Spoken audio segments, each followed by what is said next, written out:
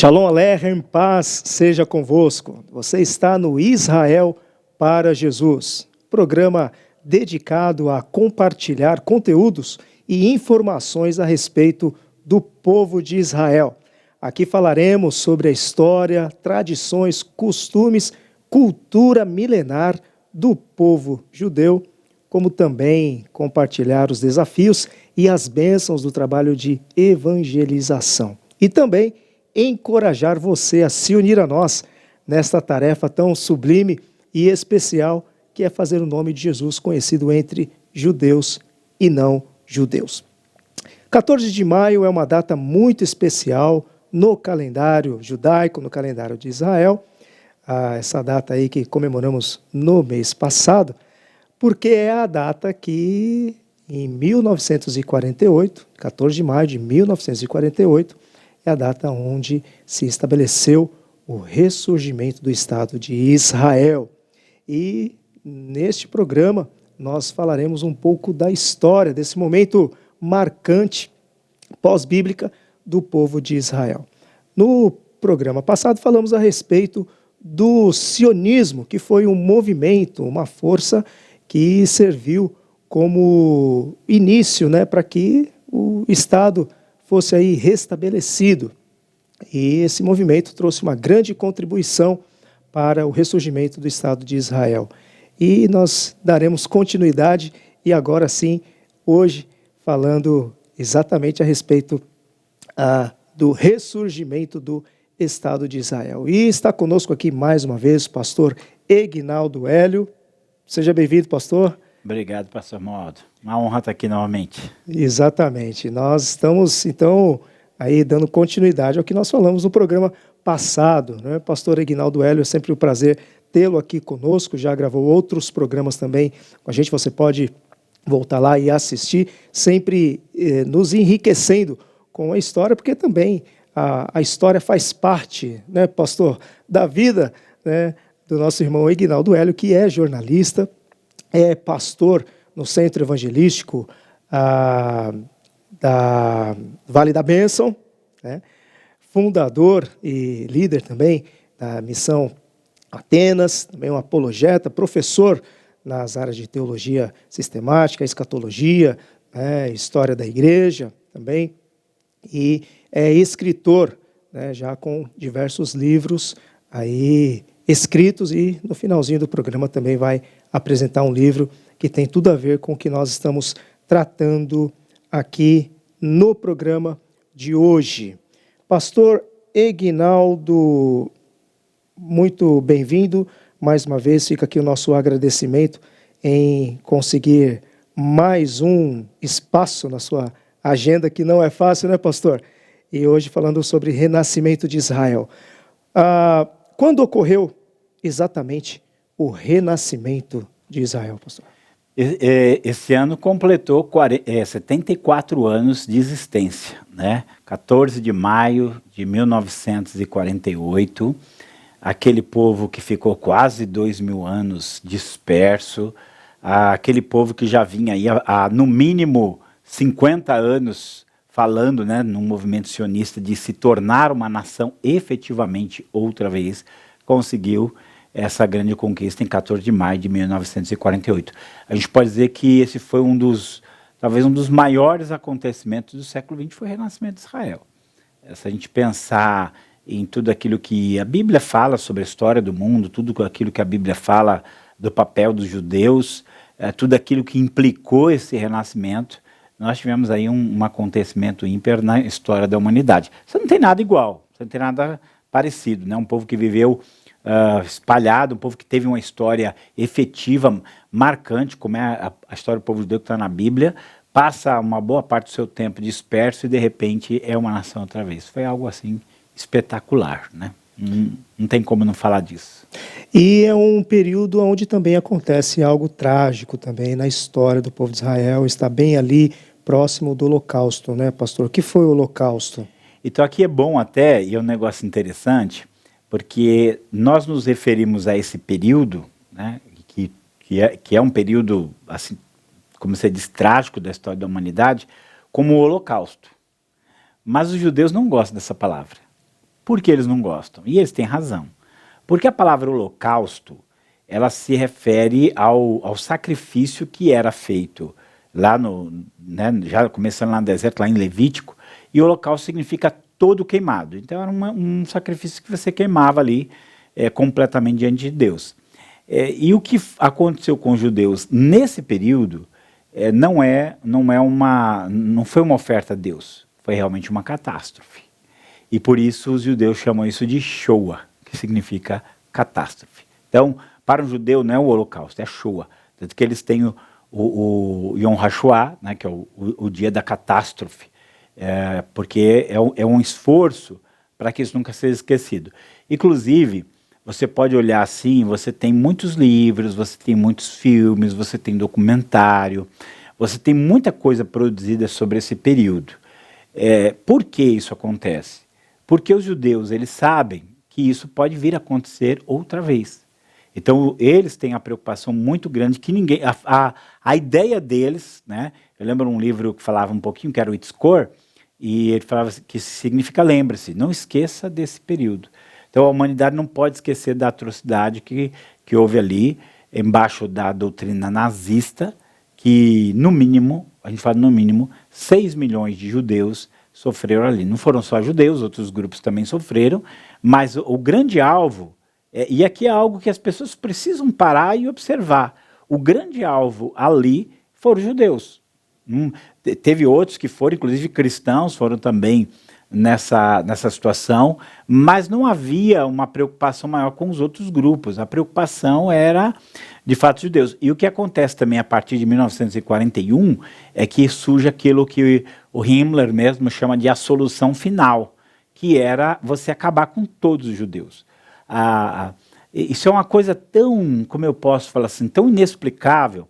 Esse é um período que eu também sempre amei estudar muito, né? Muita gente gosta, né? Eu gostava, também gosto, né, muito desse período. Mas esse período é um período que intriga os historiadores, porque você não tem nenhuma explicação lógica para isso. Você não tem nenhuma explicação.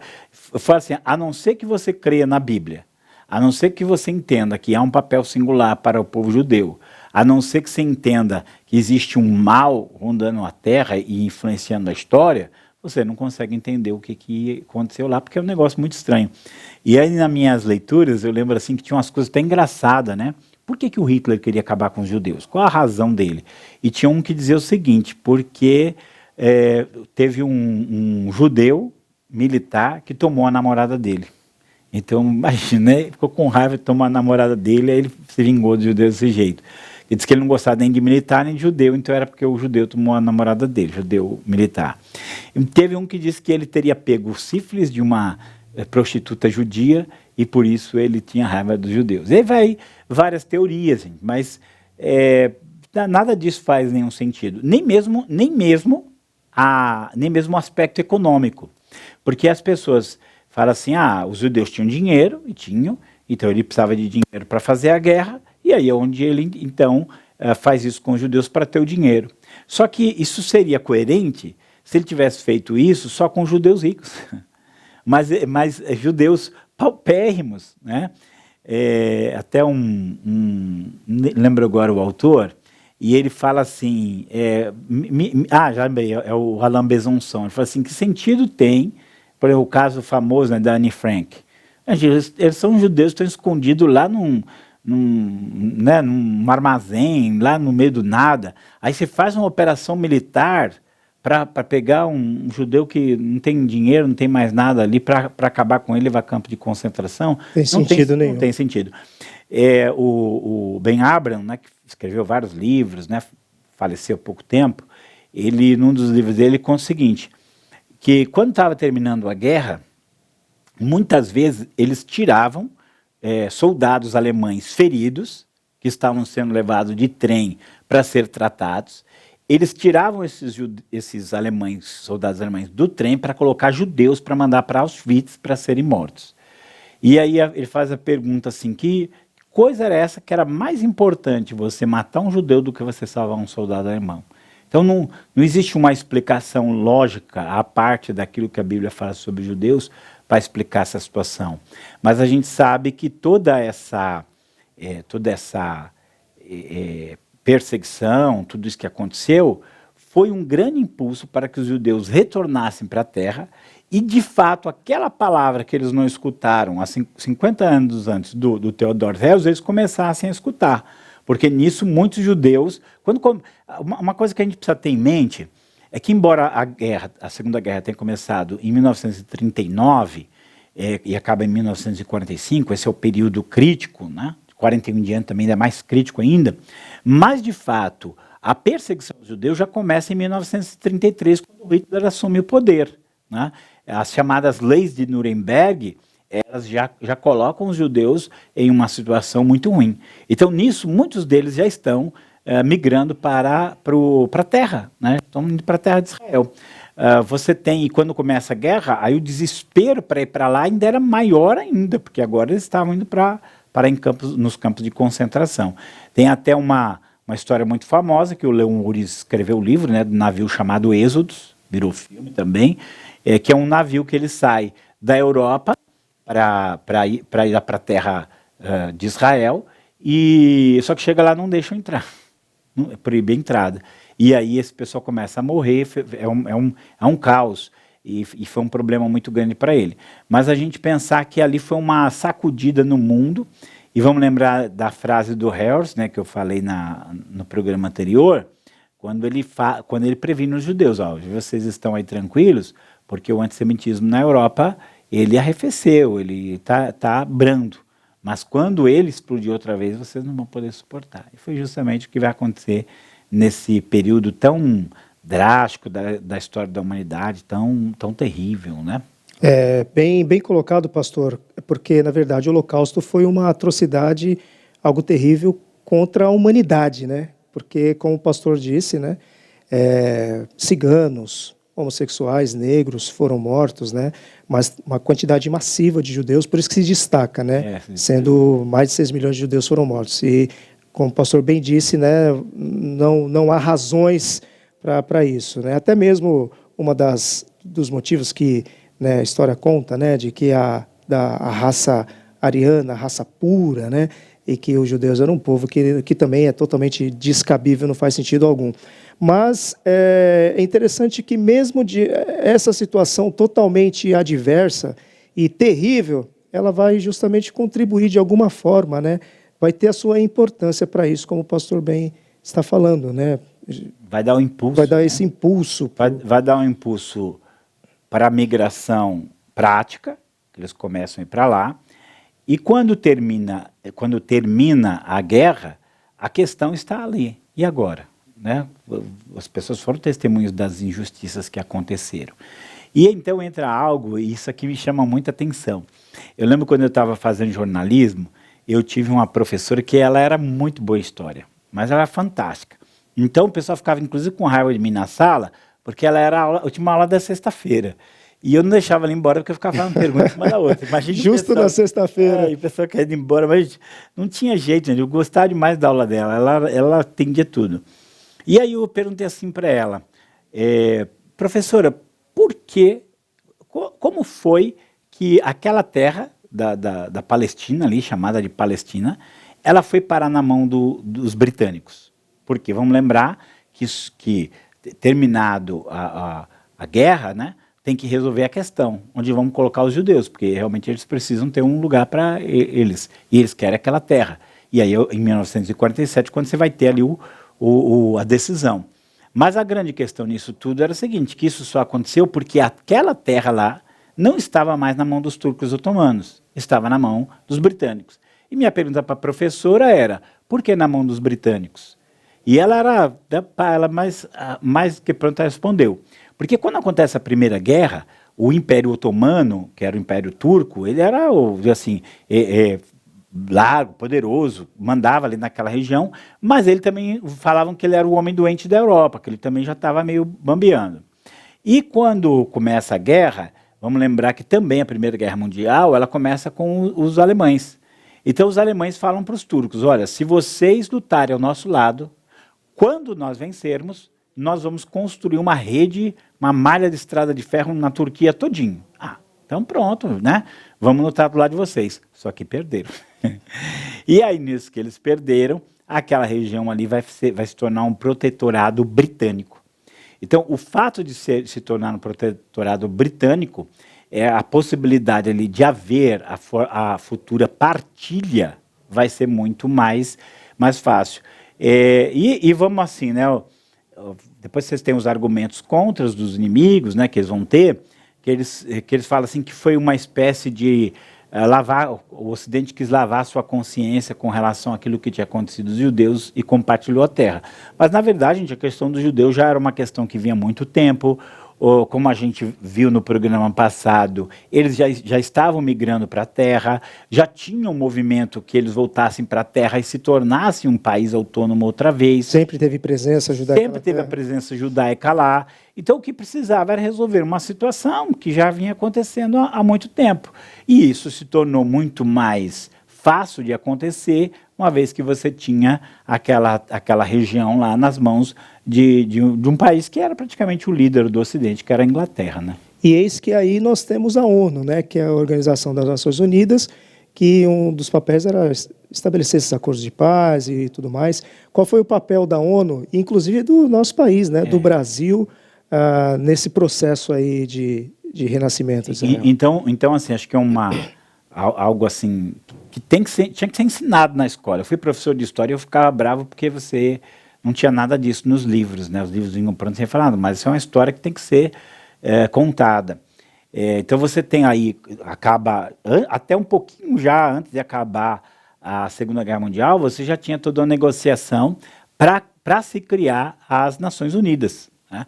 Você teve a criação da Liga das Nações quando termina a Primeira Guerra Mundial, mas a Liga das Nações, o pessoal entendeu que o papel dela falhou, tanto que houve a segunda, né? O papel era impedir a guerra e ia acontecer a segunda. Então você vai ter no final ali de 1945 o nascimento das Nações Unidas, que, como você disse, era justamente para resolver esses problemas. E um dos problemas mundiais que você tinha era a questão daquela terra, né? Do conflito que você tinha ali. E aí você precisava, então, fazer uma partilha. E nisso, então, a ONU vai propor a votação. Quem vai estar à frente disso é o Oswaldo Aranha, que era um brasileiro de Alegrete, lá no Rio Grande do Sul, e ele vai presidir essa Assembleia da ONU para que houvesse uma votação a favor do que foi chamado de partilha. Uma parte daquela terra ficaria na mão dos árabes e uma parte ficaria na mão dos judeus. O que acontece? Quando chega a data de fazer a votação, não havia a possibilidade de uma votação a favor vencer. Por quê? Porque precisava de pelo menos 2/3 para que fosse votado a favor da partilha. Isso era 27 de novembro, se não me falha a memória, e iam perder. Aí o Oswaldo Aranha faz uma estratégia para adiar para o dia seguinte. Só que no dia seguinte era um feriado. E aí jogaram para o outro dia. Nesse meio tempo é onde eles vão trabalhar para aqueles que são neutros vir a favor de Israel e até mesmo alguns que eram contra a partilha. E resultado, quando houve a votação, por 33-13, venceu a partilha da terra entre judeus e árabes, né? Então essa é uma data assim, muito marcante para os judeus. Lembra-se as narrativas que tem, inclusive você tem filmagens, né, a gente tinha filmagens dos judeus dançando na rua. Para eles assim foi uma coisa assim muito maravilhosa, um sonho, né? Era o Salmo 126. Isso, né? Ficávamos como quem sonha. Ficava como quem sonha, né? Então se diria entre as Nações Unidas. Sim. né? E também corrigindo o pastor Aguinaldo, não é que foi o voto de Minerva, como o pessoal às vezes fala, né? Estava empatado e Oswaldo Aranha presidindo, ele deu o voto de Minerva. Não foi bem isso, né? Eu já vi até gente criticando, o pessoal fala que foi voto de Minerva. Bem, foi um erro que as pessoas às vezes falam sem entender. O papel dele foi o papel de presidir e de entender que era preciso adiar para conseguir uma votação suficiente, uma votação expressiva, que de fato aconteceu ali. E os judeus, assim, um momento histórico assim, me toca muito. Um dos livros que eu li sobre o assunto chama-se Ó Jerusalém, e eu assim, me tocou muito esse assunto, que quando a ONU vota a favor, o Davi Ben-Gurion está dormindo. Olha só. E alguém corre na casa dele para dizer que eles ganharam. E nesse momento, assim, enquanto todo mundo vai festejar, ele fica assustado, porque ele sabia que os perigos estariam ali. Vamos lembrar que isso é novembro de 1947 e que a data para o renascimento era maio de 1948. Você tinha aí uma janela de 6 meses para isso acontecer. Muita coisa aconteceu nessa janela de 6 meses. Vamos lembrar que você tinha uma população árabe ao redor que não era a favor do renascimento de Israel. E vamos lembrar que dentro da formação das Nações Unidas, você já tinha muitos países que pertenciam à Liga Árabe e que esses países, inclusive, fazem uma pressão muito forte para que isso seja revertido. Mesmo depois da decisão tomada. Mesmo depois da decisão da ONU. E assim, alguns eles dizem, inclusive, que a ONU meio que ficou passiva na situação. Ela meio que lavou a mão, ela não tem mais nada a ver com isso aí, como se tivesse voltado atrás, né? Então, a coisa ficou na dependência dos próprios judeus. Só que a ameaça que os judeus tinham, né, essa era uma ameaça concreta que eles tinham, era a seguinte: se Israel nascer no dia 14 de maio, dia 15 a gente começa a guerra, né? E você tinha ali pelo menos 5 nações, você tinha ali Egito, você tinha ali a Arábia, você tinha a Jordânia, você tinha a Síria e você tinha o Líbano, se não estiver enganado, das nações que estavam ali reunidas para ir contra o renascimento de Israel, né?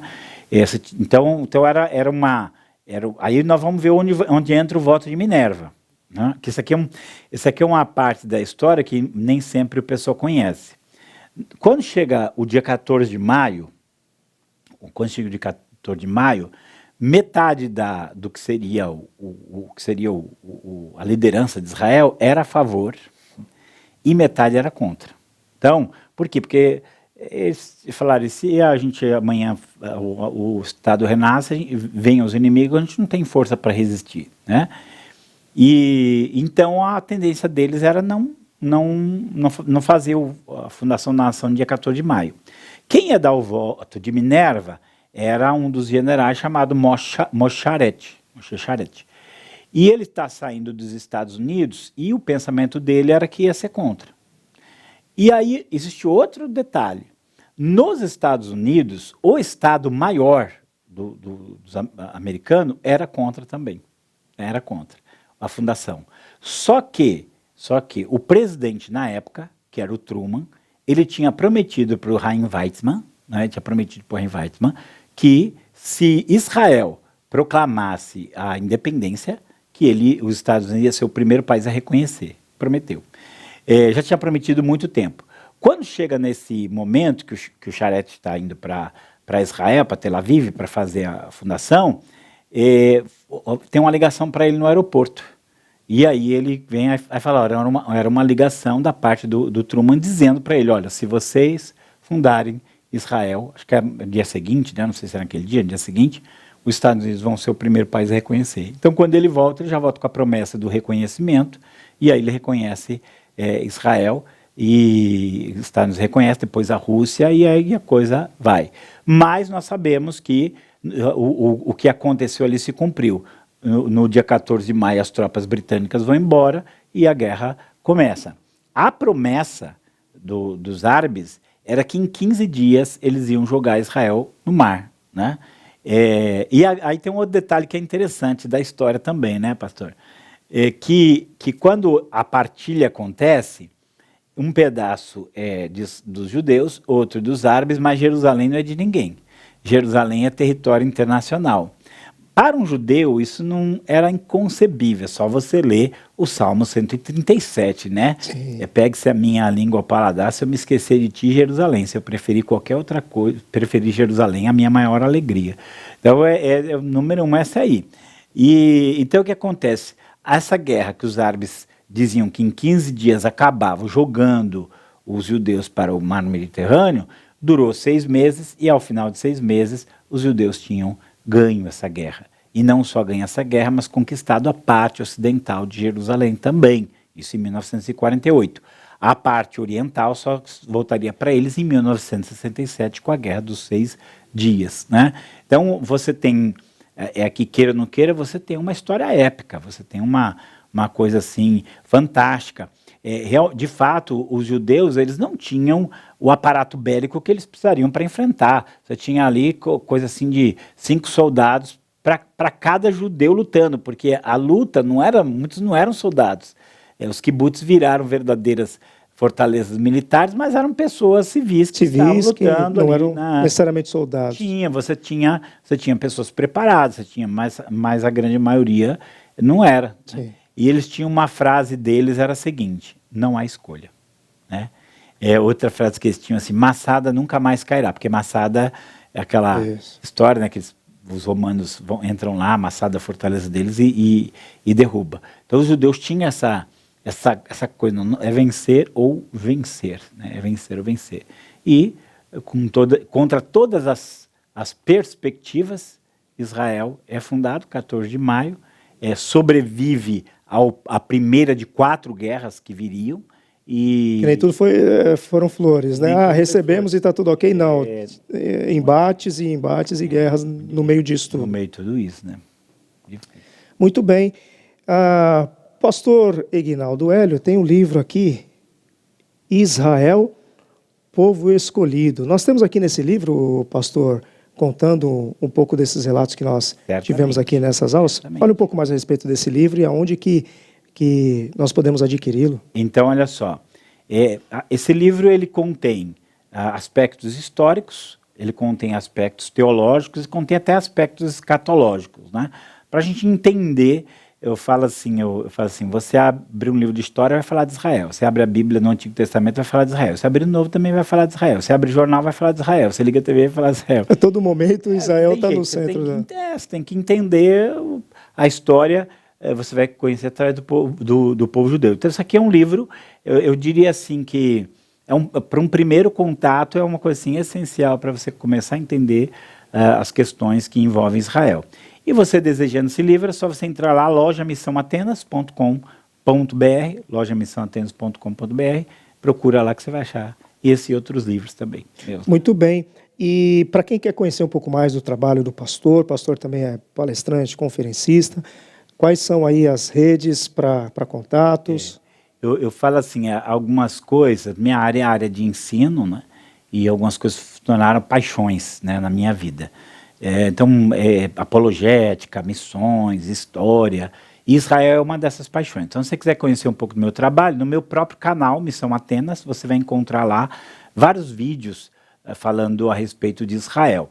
No meu site, que também chama Missão Atenas, né, missãoatenas.com.br, você vai encontrar também, ali em uma das abas, tem uma editoria só sobre Israel. E aí, para entrar em contato comigo, nas redes sociais, aí, Eguinaldo Hélio, acredito que vão colocar meu nome certinho aí embaixo, né? Vocês podem entrar em contato comigo, até para palestrar, né? Ali no Vale da Bênção, um dos trabalhos que o Vale da Bênção tem é um trabalho pioneiríssimo, que é o desde acho que de 1980, que o Vale tem um evento chamado Sim Israel, que é um simpósio de intercessão por Israel. Então, todo ano acontece nesse período de abril e maio. A gente, inclusive, além do Vale, a gente vai para a igreja, a gente faz palestras. E o pastor é um dos coordenadores, né? Um dos coordenadores dali. Então, vale a pena. A gente procura assim, dar uma visão geral sobre toda essa questão que envolve Israel. Muito bem, pastor Eguinaldo, muito obrigado. Eu que agradeço. Mais uma vez por atender ao nosso convite e poder trazer esses detalhes, essas informações preciosas, né, da história do povo de Israel. E para você também, fica aqui o nosso agradecimento por nos acompanhar durante esse programa e chegar até o final aqui conosco. Sempre lembrando, né, falamos agora sobre simpósio de intercessão por Israel, sempre lembrando, né, em suas orações, interceder pelos judeus que precisam conhecer Jesus como seu Messias, Salvador, Remidor, e também ao não-judeus também, né? E se você quiser se unir a nós nessa tarefa missionária, né, você pode entrar em contato nos canais do Instituto Tzadik e também poder conhecer um pouco mais daquilo que nós realizamos, também dos cursos que nós oferecemos, né, capacitando homens e mulheres aí para ser testemunha do Senhor Jesus aonde quer que esteja, cumprindo assim o ID do Senhor a cada um de nós, a sua igreja. Então, me despeço com um grande abraço. Shalom Aleichem, paz seja convosco e até o nosso próximo programa.